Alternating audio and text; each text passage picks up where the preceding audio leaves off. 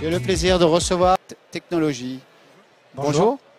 Elite qui est un intégrateur réseau et télécom à l'origine, intégrateur cloud aujourd'hui. C'est ça, alors depuis 2007, on a un métier historique qui est orienté autour de l'intégration de solutions de réseau, de sécurité et de télécommunications et plus globalement de collaboration. Et depuis maintenant quelques années, on fournit l'ensemble de ces services en mode cloud, d'où aujourd'hui le positionnement en tant que cloud provider et fournisseur de services managés. Vous avez votre NOC. Tout à fait, donc on a notre Network Operating Center depuis bientôt 8 ans. Et un SOC. Et un SOC qui est en cours de finalisation, effectivement, qui vient compléter cette partie NOC, qui aujourd'hui est une force chez Elite Technologies. C'est indispensable aujourd'hui de proposer un SOC?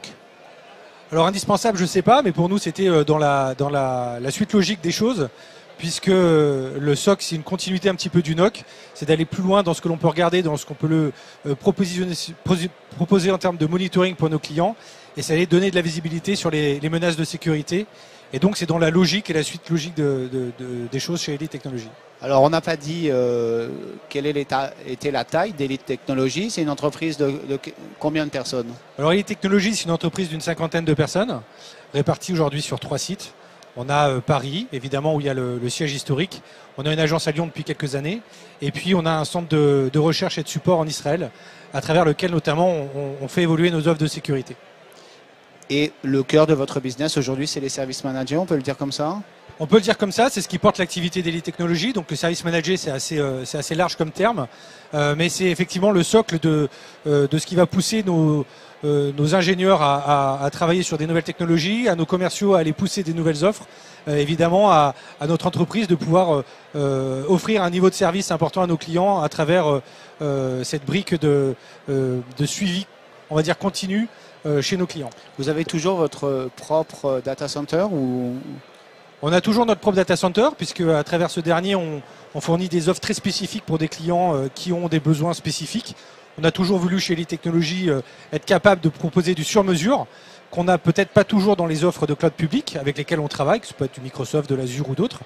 Et donc on a notamment sur les briques collaboratives et les briques sécurité, des offres très spécifiques qui sont hébergées au sein de nos data centers. Historiquement, vous étiez un partenaire très proche de Cisco, c'est toujours le cas?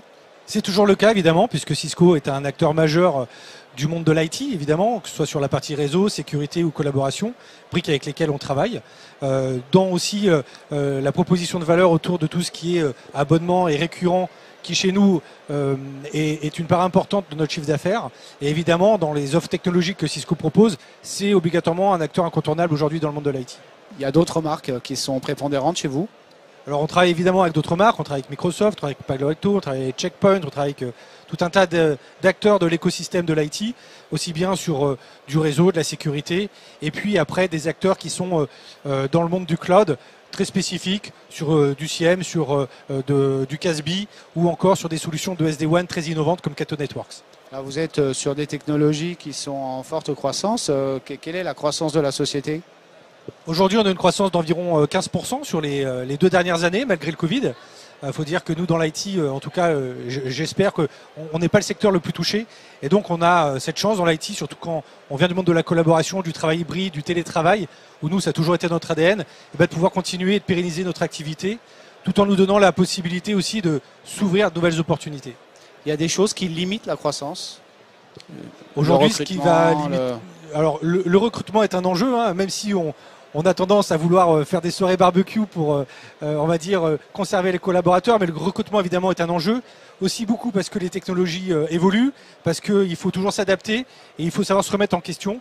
Et puis renforcer les équipes, c'est un challenge de tous les jours pour fournir le meilleur du service à nos clients. Est-ce qu'il y a un projet récent dont vous êtes fier? Écoutez, moi je suis fier du projet Elite Technologies. Évidemment, c'est un projet qui est au service de nos clients. Aujourd'hui, ce qui est important, c'est d'être capable, avec nos contrats de service managés, on a eu le cas chez un gros industriel dans le monde de la santé, d'être capable de fournir un contrat de service managé qui va nous permettre derrière de proposer d'autres offres de services, du réseau, de la sécurité, de la collaboration, parce que le client nous a fait confiance sur notre capacité à le suivre et donc nous donne l'opportunité d'aller plus loin avec lui. Voilà. Vous avez un plan d'investissement de 2 millions d'euros. Alors, je ne sais pas sur quelle période, sur la prochaine année, c'est ça? C'est sur la prochaine année, tout à fait, oui. Et alors, qu'est-ce qu'il y a dans ces 2 millions d'euros et qu'est-ce que ça va vous apporter? Alors, on a un plan d'investissement important pour nous permettre de nous développer très fortement dans le monde de service manager autour de la sécurité, comme on a su le faire autour du réseau et de la collaboration. Et donc, ces fonds vont nous servir à développer notre SOC, à recruter des collaborateurs, des analystes, des consultants, des chefs de projet, des spécialistes autour de la cyber et évidemment des commerciaux pour pouvoir promouvoir ces nouvelles offres et accompagner le mieux possible nos clients. Vous financez sur fonds propres? Alors en partie sur fonds propres et puis bien évidemment avec des gens qui nous accompagnent depuis toujours et donc on travaille évidemment avec eux. Des banquiers ou des investisseurs? Des banquiers essentiellement. Voilà. Merci beaucoup Xavier Brun. Écoutez, c'est un plaisir. Merci.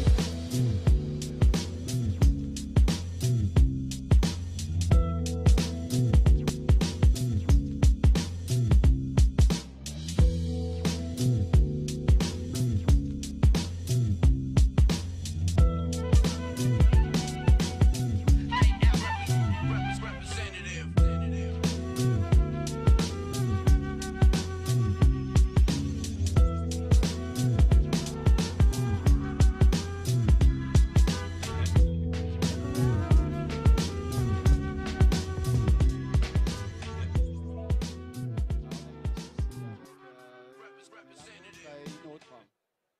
Mais je pense qu'ils ont